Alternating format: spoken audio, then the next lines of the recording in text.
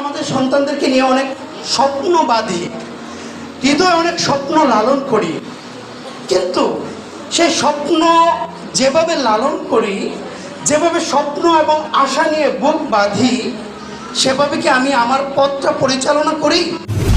হয়তো না। আবারও বলছি, হয়তো না।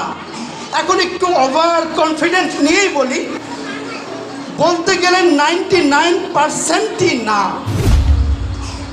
সেটার বাস্তবতা বলি, এই যে আমরা সমাজে দেখছি, আমি আমার সন্তানকে হাফেজ বানাতে চাচ্ছি, আমি আমার সন্তানকে আলেম বানাতে চাচ্ছি, বড় ইসলামিক স্কলার বানাতে চাচ্ছি, কিন্তু একজন আলেম স্বাভাবিক বিষয়?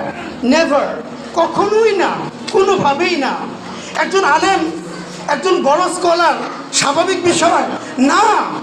আপনাকে যদি আমি জিজ্ঞেস করি, বা স্বাভাবিকভাবে একজন অভিভাবককে যদি জিজ্ঞেস করি, আপনি আপনার সন্তানকে নিয়ে কী স্বপ্ন দেখেন, স্বাভাবিক সিম্পলি যে উত্তরটা আসবে সেটা হলো যে আমি চাই আমার সন্তান একজন ভালো মানুষ হোক। এটা উত্তর আমাদের।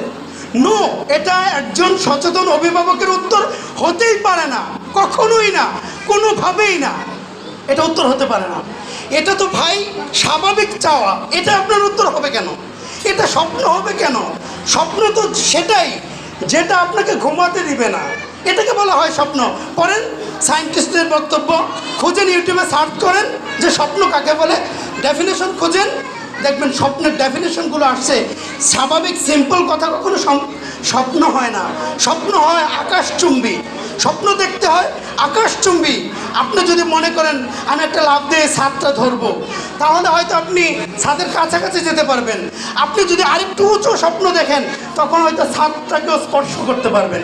এই জন্য অ্যাজ এ অভিভাবক হিসাবে, অ্যাজ এ গার্ডিয়ান হিসাবে আমাদের স্বপ্নটা ফার্স্ট অফ অল স্বপ্নটা হতে হবে অনেক উঁচু।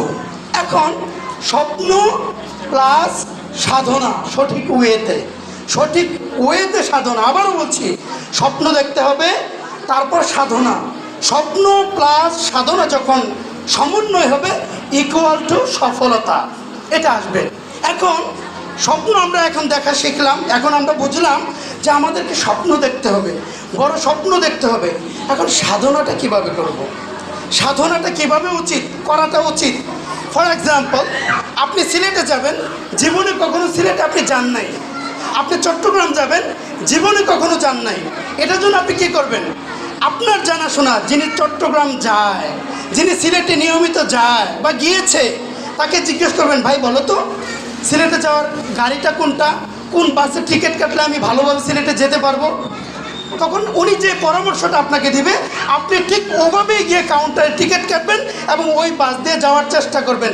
তারপর যদি তকদির ভালো থাকে, একদম নির্ভেজাল নিরাপদে আপনি সিলেটে পৌঁছবেন।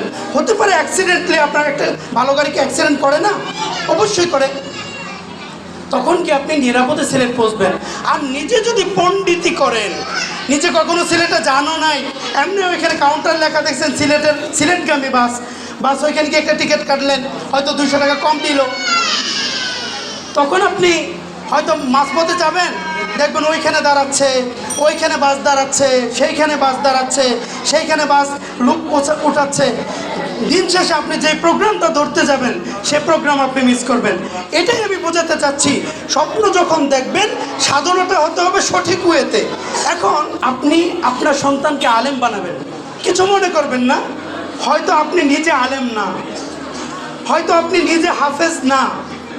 সো আমি বোঝাতে চাচ্ছি, এই হাফেজ হওয়ার যে পথ, আলেম হওয়ার যে পথ, সেই পথটা আপনার চেনা নাই, সেই পথটা আপনার জানা নাই, সেই পথে কিভাবে হাঁটতে হয় আপনার জানা নাই, কোথায় গিয়ে একটু দৌড়াতে হয় সেটা আপনার জানা নাই, সেই পথে কোথায় ভাঙা থাকে আপনার জানা নাই, সেই পথে কোথায় কাটা বিছানো থাকে সেটা আপনার জানা নাই।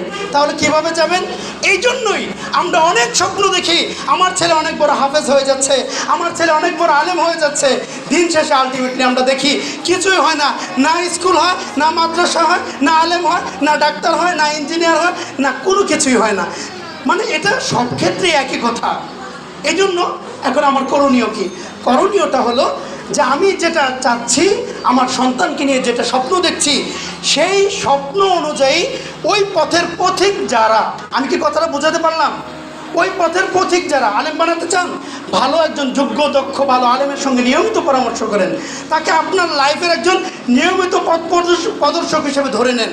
ধরে নিয়ে তার পরামর্শ অনুযায়ী, প্রত্যেকটা কথা অনুযায়ী, প্রত্যেকটা পদাঙ্ক অনুসরণ করে আপনার সন্তানকে, আপনার সন্তানের লাইফটা চালান। ইনশাল্লাহ একদম 99 না আরও বেশি পার্সেন্টেজ ওভার কনফিডেন্স নিয়ে বলছি যে আপনার সন্তান অবশ্যই সফলতার মুখ দেখবে দেখবে দেখবে। আপনি যে স্বপ্নটা দেখছেন সেই স্বপ্ন বাস্তবায়ন হবে হবে হবে ইনশাল্লাহ।